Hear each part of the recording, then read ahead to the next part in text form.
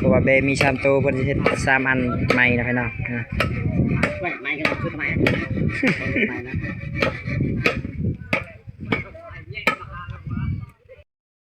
ตัวนี้แม่นเพิ่นสิเฮ็ดบอลแบบว่าบอลใส่หม้อแบบว่าเพิ่นจะนึ่งข้าวพี่น้องเห็นบ่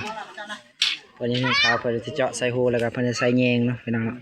มานั้นเพิ่นสิเฮ็ดใส่หม้อใหญ่เลยพี่น้องเพิ่นสินึ่งข้าวแบบว่ามาใส่หม้อใหญ่เนาะเบื้องนี้ก็แม่นเพิ่นจะเฮ็ดบอลยากาไว้ถ้วยแต่เพิ่นสิล้างถ้วยใหม่แล้วก็เพิ่นสิเอาไว้ถ้วยเนาะบัดแล้วบ่คอนสิถ่ายใหม่อีกพี่น้องให้ท่านผู้ชมได้เบิ่งเลยสิได้เบิ่งเนาะพี่น้องเนาะยากพี่น้องพอสิถ่ายอีกตอนแรงจะน้อยเนาะเพิ่นสิเฮ็ดแล้วจะน้อยบ่ขอถ่ายอีก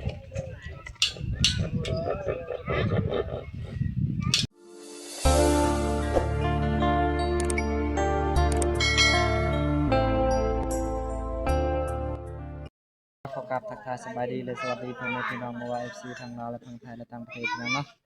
ตอนนี้มาพบมาพอกับ2มาครสวรรค์สัตยาอีกแล้วพี่น้องก็บ่มีหยังเนาะพี่น้องเนาะเพราะว่า2-3 มื้อนั้นเนาะมาครสักให้ตอนแต่มื้อนี้เนาะเป็นวันที่15เดือน6 2026นะครับเนาะแล้วก็บ่มีหยังเพราะว่าบ่าวครสิไปช่วยพี่น้องจำเฮ็ดฮีตนะพี่น้องเนาะแปลว่า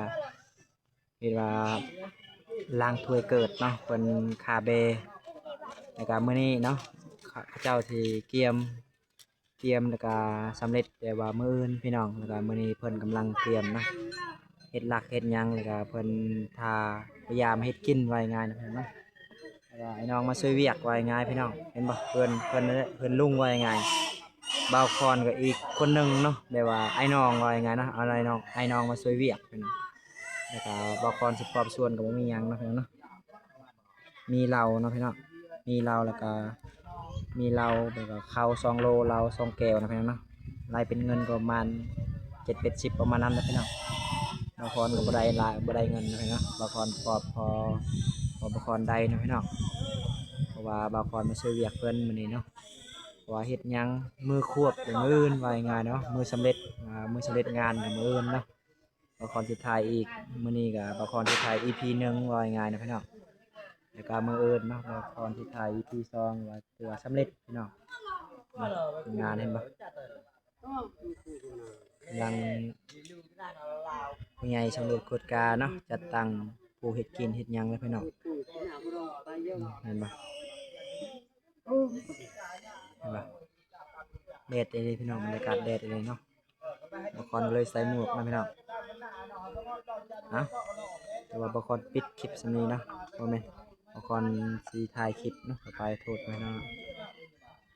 ไปตามกันเลยว่าเฮ็ดหยังแน่มื้อนี้เนาะปักหยังแน่นะพี่น้อง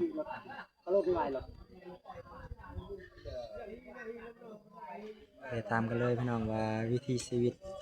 วิธีเฮ็ดฮีตชนเผ่าตะโอยว่าง่ายๆเนาะเผ่านี้เผ่าบางคนก็คือเผ่าตะโอยว่าง่ายๆนะพี่น้องนี่เผ่าตะโอยศาสนาผี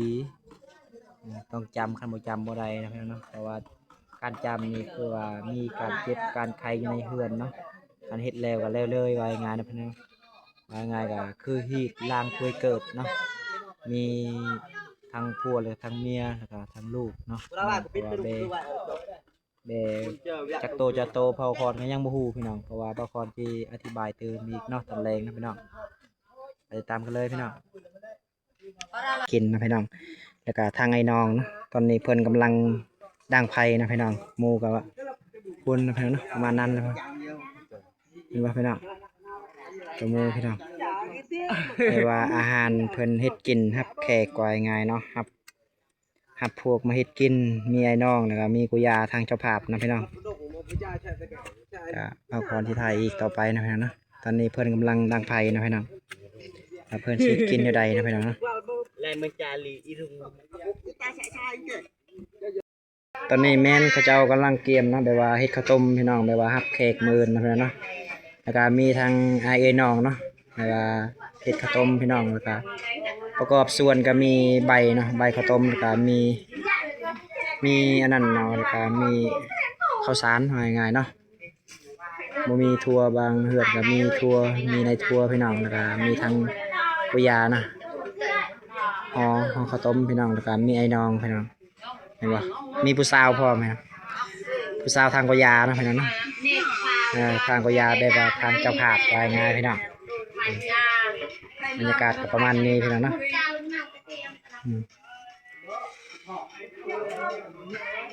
บนกลอตองคัดเข้ากลอตองไง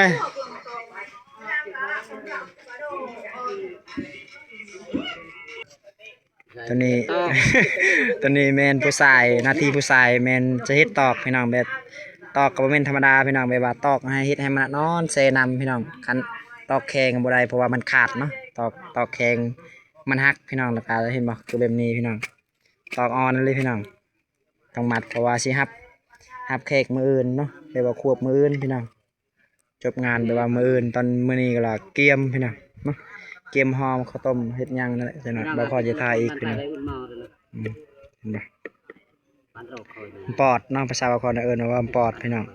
ประมาณนั้นมองเป็นวงกายพี่น้องฮอด9 โมงยังบ่กินข้าวเช้าพี่น้องเพิ่นตอนนี้เพิ่นกำลังเตรียมกินข้าวเช้าพี่น้องนะเพิ่นเฮ็ดกินพี่น้องเพิ่นสิพักลาเพราะว่าคนหลายเนาะคนก็ประมาณ30ประมาณนั้นทางไอ้น้องทางกยาพร้อมพี่น้องเป็นกำลังกินข้าวมาพี่น้อง FC ทุกคนเนาะกินข้าวนำกันพี่น้องเวลาประมาณ9 โมงกายพี่น้อง9 โมง 40 นาทีพี่น้องมากินข้าวนำกันพี่น้องจ้าพาผู้หญิงพี่น้องแบบว่าเพิ่นกินอยู่เทิงเฮือนพี่น้องเนาะแบบว่าพวกเฮ็ดกินกับกินอยู่ลุมพี่น้องเห็นบ่3 พาอยู่เทิงเฮือนแล้วก็มีผู้ใหญ่พานึงพี่น้องอยู่นอกพี่น้องเนาะเห็นบ่เมนูก็คือมีแต่ลาบนะพี่น้องกับซกเล็กพี่น้องใส่เลือดธรรมดาเลยพี่น้องเพราะว่าบ่กล้ามเนาะเพราะว่าพริกตอนปาดคอพี่น้องแซ่บบ่จิแซ่บบ่แซ่บแห้งๆแน่ว่าโจยว่าเบ้งบ่พอเราคิดอันนั้นมีชนิดเดียวแบบนี้พี่น้องเห็นบ่ต่างกับคนเราลุมเฮ็ดพี่น้องแล้วก็นี่ก็ตั้งเรียกว่าข้าวโต๊ยพี่น้องเพิ่นสิเฮ็ดวิธีนี้พี่น้องเนาะเพิ่นสิเฮ็ดซองห่อแล้วก็มัดใส่กันพี่น้องประมาณนี้พี่น้องตัวนี้แม่นเพิ่นสิเฮ็ดบอลแบบว่าบอลใส่หม้อแบบว่าเพิ่นจะนึ่งข้าวพี่น้องเห็นบ่เพิ่นจะนึ่งข้าวเพิ่นสิเจาะใส่หูแล้วก็เพิ่นจะใส่แยงเนาะพี่น้องเนาะประมาณนั้นเพิ่นสิเฮ็ดใส่หม้อใหญ่เลยพี่น้องเพิ่นสินึ่งข้าวแบบว่ามาใส่หม้อใหญ่นะเบื้องนี้ก็แม่นเพิ่นจะเฮ็ดบอลยากาไว้ถ้วยแต่เพิ่นสิล้างถ้วยใหม่แล้วก็เพิ่นสิเอาไว้ถ้วยเนาะบัดแล้วบ่คอนสิถ่ายใหม่อีกพี่น้องให้ท่านผู้ชมได้เบิ่งเลยสิได้เบิ่งนะพี่น้องเนาะเพิ่นสิใส่ถ้วยประมาณ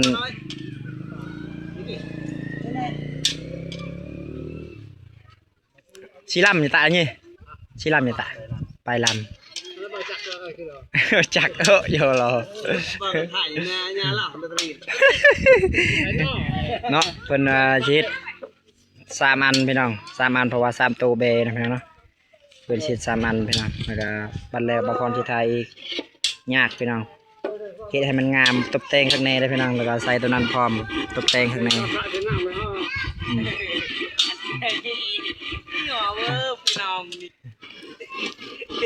นี่ล่ะ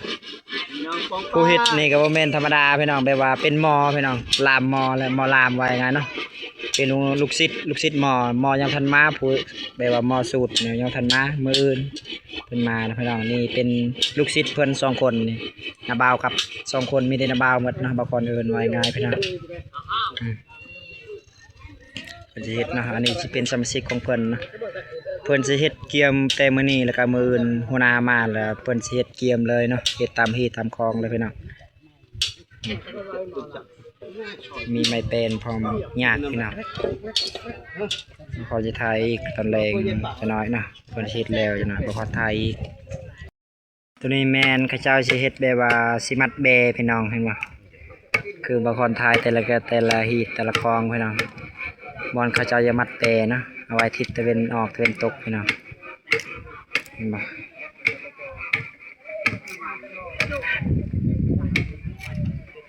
เลยสำเร็จประมาณนี้พี่น้องมาพอจะถ่ายนะ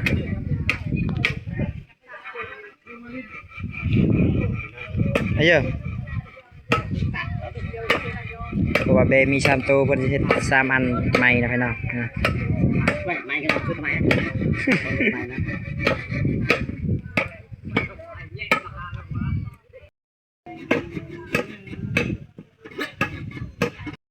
ประมาณนี้พี่น้องเพราะว่าเพิ่นสิใส่ตะเวนตกทางนี้ตะเวนออกทางนี้พี่น้องเนาะเบื้องนี้ตะเวนตกแล้วก็เพิ่นสิมัดเบอยู่หลุมนี้มันแล้วเลยพี่น้องเนาะตอนนี้ก็เพิ่นกำลังเฮ็ดประมาณยัง2อันพี่น้องอันที่1แล้วพี่น้องประมาณนี้นี่แม่นเขาเจ้าสิปักหลักนะพี่น้องแบบว่าปักหลักบอลเขาเจ้าอยากมัดเบนะพี่น้องแบบว่าตามฮีตามคลองนะพี่น้องเนาะนี่มาแล้วพูดใกล้กันเนาะนั่งวัดจังเลยฮะ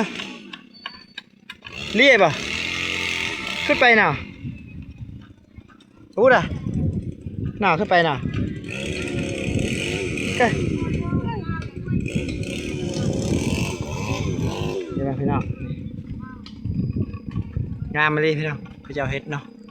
เพราะว่าเขาเจ้าต้องซานพี่น้องตกแต่งให้เรียบร้อยแล้วพี่น้องเนาะเบประมาณมี3ตัวพี่น้องเห็นปะ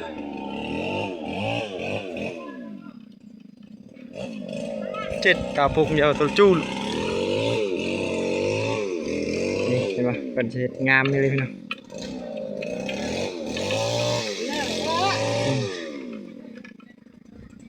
เพราะว่าตอนแรงเพิ่นสิมัดเบทางนี้พี่น้องเนาะ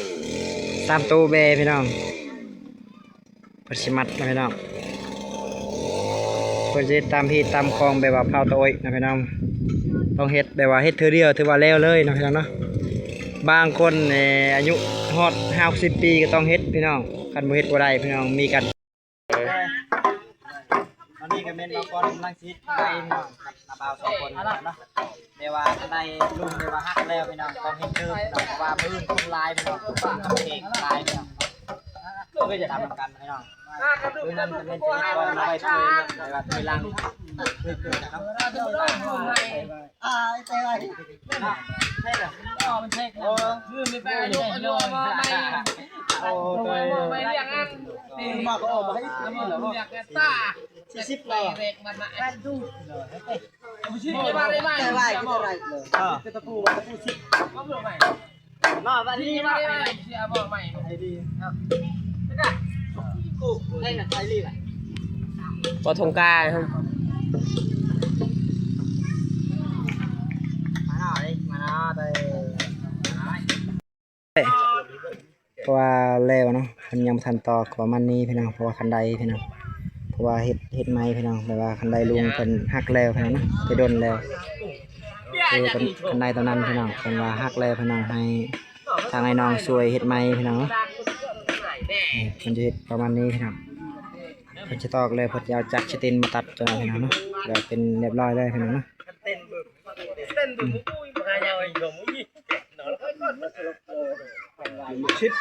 ตัวนี้แมนเพิ่นจะไว้ครบเนาะเพิ่นสิเฮ็ด3อันนะก็ไว้เถยเกิดนะพี่น้องนี่มั้ยเพิ่นจะตกแต่งงามมันดีพี่น้องนี่ว่าประมาณนี้นะ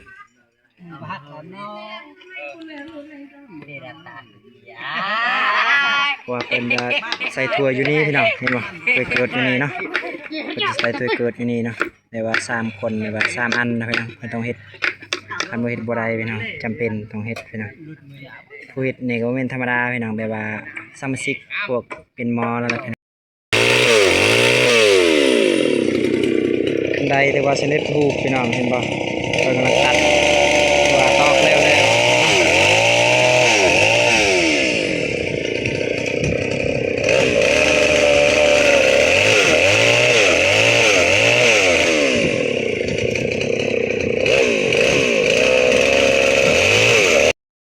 แต่ว่าเพิ่นเฮ็ดสำเร็จแล้วนะว่าเอาไว้ถ้วยพี่น้องถ้วยเกิดพี่น้อง